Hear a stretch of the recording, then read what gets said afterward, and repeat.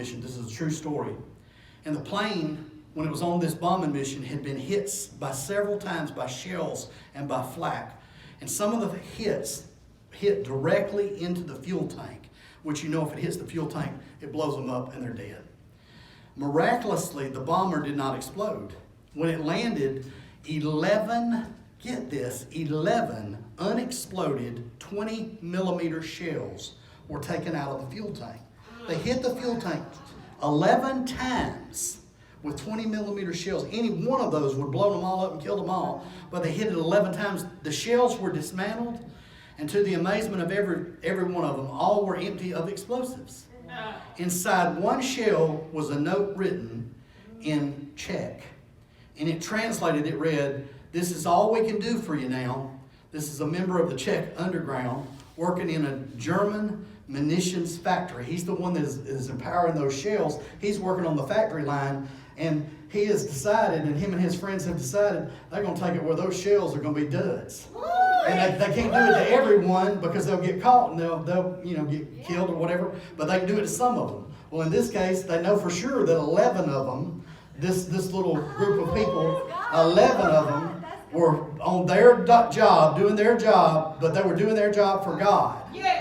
And, and I'm sure those workers wondered if they were doing anything to help the war effort. Were they doing anything? Were they making any kind of a difference?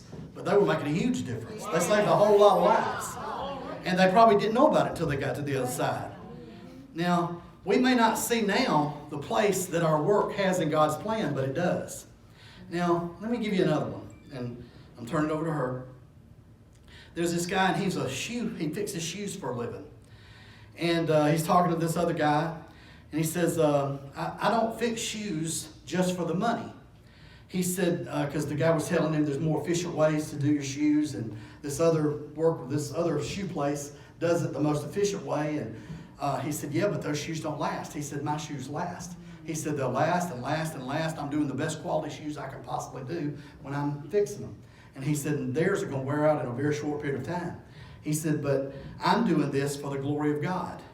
I'm fixing shoes for the glory of God. I expect to see every shoe I have ever repaired in a big pile at the judgment seat of Christ. That's where we get our rewards. He said, and I don't want the Lord to say on me on that day, Dan, this was a poor job. You did not do your best here. I want him to be able to say, well done, thou good and faithful servant.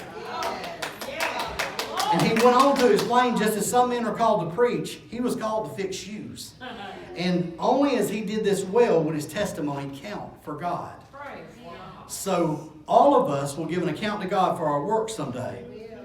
And this man was a pastor, and he's saying, and I think about all my sermons, they're in a pile at the judgment seat. Maybe you're an attorney, a mechanic, a physician, a geologist, an accountant, an IT expert, a housewife, an electrician. Expect to see your work piled high at the judgment seat to be evaluated by the Lord. Maybe it's a pile of legal briefs or medical records or diapers or laundry or computer programs or repaired automobiles. Whatever you do, make sure you'll be happy to see it again in the presence of your master.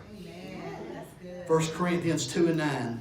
But as it is written, I have not seen nor ear heard, neither hath entered into the heart of man the thing which God hath prepared for them that love him.